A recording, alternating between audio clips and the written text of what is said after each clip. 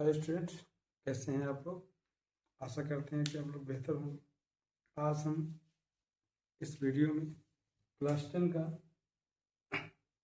दूसरा सेशन लेकर आए हैं, जिसमें हम लोग रासायनिक समीकरण को संतुलित करने के लिए कुछ विशेष नियम समझेंगे, जानेंगे।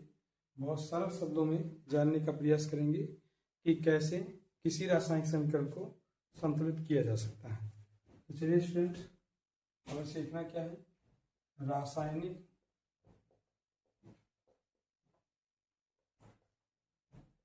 समीकरण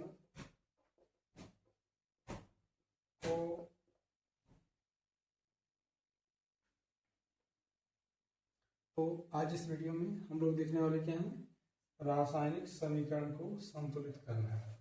स्टूडेंट, किसी रासायनिक समीकरण को संतुलित किस प्रकार से करते हैं, आइए जानते हैं। हमारे पास एक रासायनिक समीकरण है N2 plus H2 sign of arrow NH3। अब ध्यान देंगे, समीकरण को संतुलित करने का तरीका जो होगा, इसमें सबसे पहले हम देख लेते हैं इस अभिकारक को उत्पाद के परमाणुओं के बराबर दिखाना है। इसमें हम लोग क्या कर सकते हैं, यदि हम उत्पाद की ओर 2 से गुणा कर दें, नाइट्रोजन परमाणु में 2 से गुणा करें तो नाइट्रोजन अभिकारक के 2 परमाणुओं के बराबर होगा, लेकिन साथ में इसमें भी गुणा हो जाएगा तो ये 6 हो जाएगा। हाइड्रोजन परमाणु 6 हो जाएंगे टोटल। और यदि हम लोग क्या करें, अब हाइड्रोजन परमाणु को 6 करने के लिए यहाँ 3 से गुणा करेंगे। स्टूडेंट, अब देखेंगे, ध्यान दीजिए, नाइट्रोजन परमाणु की संख्या 2 और यहाँ भी नाइट्रोजन परमाणु की संख्या 2, हाइड्रोजन परमाणुओं की संख्या 6 है, हाइड्रोजन परमाणुओं की संख्या 6 है।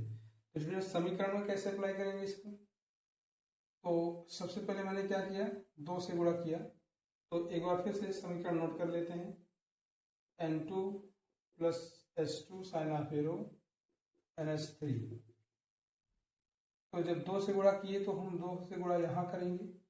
अब इस 2 का गुणा N के साथ भी हो गया और इधर हाइड्रोजन के साथ भी हो गया। तो हाइड्रोजन के साथ हुआ तो 3 दूना 6 हुआ, नाइट्रोजन के साथ हुआ तो 2 एकम 2 हुआ।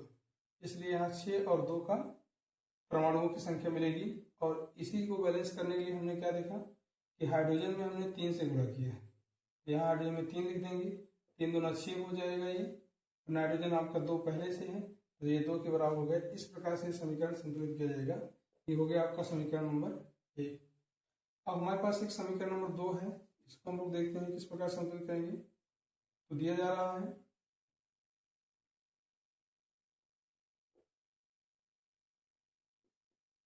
NaCl प्लस BaOH का whole twice sign of arrow, उत्पाद में मिल जाएगा आपको NaOH प्लस BaCl2। ये हो गया सर, ये आपका दूसरा समीकरण हो गया। और इस समीकरण को हम लोग बैलेंस करने के लिए क्या देखते हैं, यहाँ OH आयन जो है हाइड्रोक्साइड आयन या हाइड्रोक्सिल आयन कहते हैं, ये कितने हैं, 2 हैं। यहाँ अभिकारक में 2 हैं, उत्पाद में 1 है। तो इसको बैलेंस करने के लिए क्या करेंगे, हम लोग 2 से गुणा कर देंगे किस तरफ, उत्पाद की तरफ। मतलब इसको अगर नोट करें तो Na की संख्या, Na परमाणुओं की संख्या 1, OH की संख्या, OH आयन की संख्या, OH की संख्या जो होगी कितनी मिलेगी, 1 मिलेगी। Ba 1 परमाणु है और Cl 2 परमाणु है। Cl के हो जाएगा 2 परमाणु हो जाएगा। जबकि इधर अगर बात करते हैं हम लोग अभिकारक की ओर, Na 1 परमाणु है जो Na के बराबर है। OH यहाँ कितना है, 2 है और यहाँ OH कितना दिख रहा है, 1 दिख रहा है।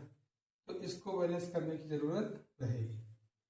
आगे हम लोग देखते हैं कि बी हमारे पास कितना है, 1 है, यहाँ भी बी कितना है, 1 है, बराबर है। एन के बाद इस एन में सीएल को लिखते हैं, सीएल 1 है, यहाँ सीएल कितना है, 2 है। तो स्टूडेंट हमें इसमें OH को बैलेंस करना है और सीएल को बैलेंस करना है।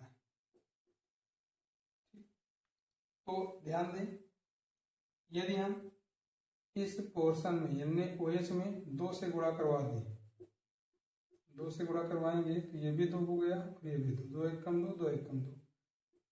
चलो OH की संख्या OH की संख्या के बराबर हो गया। तो इसमें भी हमें क्या करना पड़ेगा, अब Na 2 हो गया और यहाँ Na1 है, यहाँ भी 2 से गुणा करवा देते हैं, ये गुणा यहाँ किया जाएगा।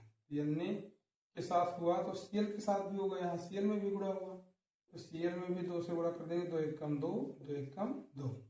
इस प्रकार से Cl की संख्या 2 इस Cl के बराबर हो गई और Na की संख्या 2 इस Na के बराबर हो गया।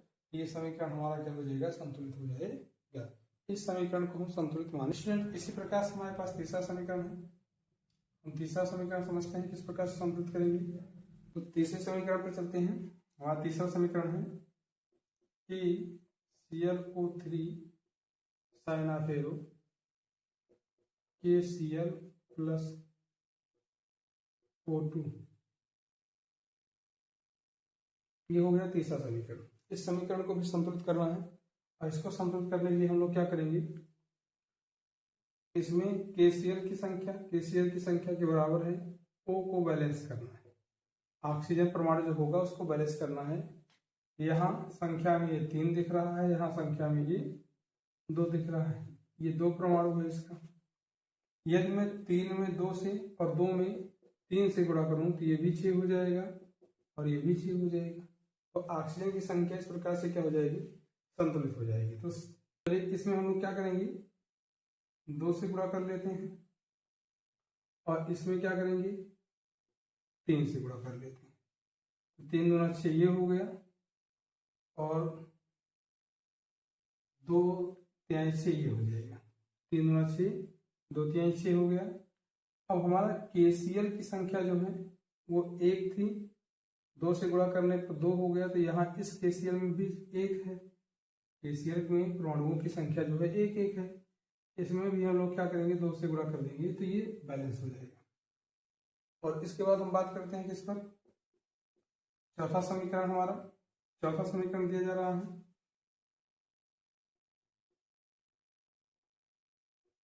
Zn प्लस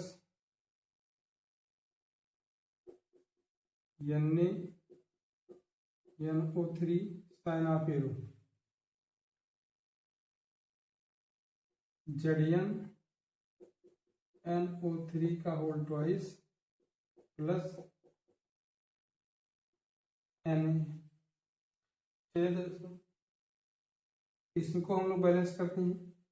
यहाँ हमको क्या देखने को मिल जाएगा, इसी समीकरण को संतुलित करने के लिए सबसे पहले आपको ध्यान देना ये है कि इसमें क्या चीजें असंतुलित है वो ढूंढ लिया जाए।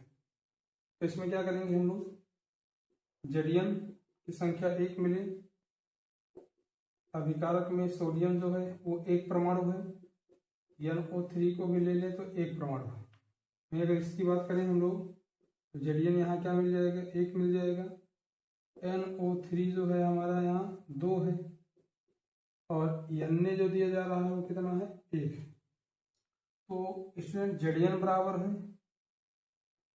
और Na इस Zn के और Na के परमाणुओं की संख्या के बराबर है। हमको इसमें बैलेंस करने की आवश्यकता है, किसको है, NO3, जो हमारा NO3 भाग है इसको बैलेंस करने की आवश्यकता है। तो इसके लिए हम लोग क्या कर सकते हैं कि इसमें 2 बार है तो हम इस वाले भाग में, अभिकारक वाले भाग में 2 से यदि गुणा कर दें, 2 से गुणा करेंगे, 2 एक कम 2, ये 2 हो जाएगा और साथ ही Na में 2 से गुणा होगा, ये भी 2 एक कम 2 हो जाएगा। तो यहाँ 2 से गुणा करेंगे तो सोडियम की संख्या बढ़ जाएगी, तो इसमें बाद में 2 से गुणा कर देंगे, 2 एक कम 2 बराबर 2 के हो जाएगा। इस प्रकार से ये भी समीकरण क्या हो जाएगा, संतुलित हो जाएगा। चलिए इसके बाद हम बात करते हैं 5वें समीकरण पर। अपने 5वां समीकरण हमें दिया जा रहा है CO2 प्लस H2O साइनाफिल, और इस पर मिल जा रहा है C6H12O6 प्लस 6O2, ये समीकरण दिया जा रहा है आपको, इसको बैलेंस करना है। तो स्टूडेंट यहाँ बात करते हैं कार्बन की संख्या से, इसको समझने के लिए क्या करना है, यहाँ कार्बन की संख्या 1 है, यहाँ कार्बन की संख्या कितनी है 6 है, तो इस वाले भाग में हम 6 से गुणा कर देते हैं। ऑक्सीजन हमारा कितना हो जाएगा 6 गुना 12, और यहाँ ऑक्सीजन कितना दिया गया है 6, और ये 6 गुना 12, 12 6 18, टोटल उत्पाद में 18 ऑक्सीजन है। जबकि अभिकारक की बात करें तो यहाँ 6 से गुणा करने पर 6 गुना 12 हुआ है, 18 करने के लिए H2O में भी हम लोग क्या करेंगे 6 से गुणा कर देंगे, तो 6 कम 6, यहाँ ऑक्सीजन की संख्या 6, तो यहाँ 6 गुना 12, 12 6 मिलकर क्या हो जाएगा ऑक्सीजन की संख्या 18 हो जाएगी, और कार्बन की संख्या कितनी है 6 मिल जाएगी, हाइड्रोजन की संख्या कितनी मिली 6 गुना 12, 12 हो जाएगी। इस प्रकार से ये समीकरण भी हमारा क्या हो जाता है संतुलित हो जाता है। मेरे प्यारे बच्चों, इस प्रकार से हम लोग क्या करते हैं समीकरण को संतुलित करना सीखते हैं। बच्चों एक बार फिर से हम ध्यान देंगे, हमारे पास छठा समीकरण है, दिया जा रहा है CaCO3 साइनापेरो Ca प्लस इसके कैल्शियम कार्बोनेट को गर्म करते हैं तो हमको मिल जाता है कैल्शियम ऑक्साइड और कार्बन डाइऑक्साइड। तो चलिए इसको चेक कर लेते हैं, ये समीकरण हमारा संतुलित करना है। तो Ca यहाँ Ca दोनों एक एक संख्या में, कैल्शियम की संख्या कैल्शियम परमाणु के बराबर है, CO3 एक वो यहाँ है, C यहाँ है, CO2, ये समीकरण हमारा ऑलरेडी पहले से ही क्या है संतुलित है। अगले समीकरण की तरफ चलते हैं हम लोग। समीकरण नंबर आपका है 6। तो छठा समीकरण जो होगा उसको हम लोग बैलेंस करने का प्रयास करते हैं। आप लोग ध्यान से देखिए कैसे बैलेंस किया जा रहा है। तो स्टूडेंट हम इसको मिटा लेते हैं पहले, उसके बाद आपको फिर से समीकरण को बैलेंस करना है। बच्चों हमने यहाँ कुछ इस प्रकार से समीकरण नोट किया है जिसे आपको संतुलित करना है। तो इस समीकरण को संतुलित करने के लिए हम लोग फिर से चलते हैं और ध्यान से आप लोग इसको समझिएगा किस प्रकार से समीकरण को संतुलित किया जाता है। सबसे पहले जरूरी ये है कि हम इन निम्न समीकरणों में ये क्लियर कर लें हमारा कौन सा परमाणु कौन सा तत्व संतुलित है या असंतुलित है, ये क्लियर होना चाहिए। जैसे हमने यहाँ नोट किया Fe परमाणुओं की संख्या यहाँ अभिकारक में 1 है और H2O की अगर बात करें तो ये भी क्या है 1 है। यहाँ बात करें तो Fe परमाणुओं की संख्या हमको कितनी मिल जा रही है, तो कह रहे हैं कि Fe परमाणुओं की संख्या यहाँ 3 है, H2O परमाणु है 1, लेकिन अतिरिक्त इसके पास क्या है 4 ऑक्सीजन परमाणु है। अब इसको बैलेंस करने के लिए हम सबसे पहले क्या करेंगे, Fe को 3 करेंगे, क्योंकि यहाँ Fe 3 परमाणु है, तो Fe में अगर हम 3 से गुणा कर दें तो ये Fe उत्पाद की Fe की क्या हो जाएगा बराबर हो जाएगा। और इस प्रकार से हम लोग क्या करेंगे, इसको बैलेंस करने के लिए हमें क्या करना पड़ेगा, यदि हम यहाँ क्या कर दें 4 1 5 ऑक्सीजन परमाणु है, अगर यहाँ हम लोग गुणा कर देते हैं इसको 4 से,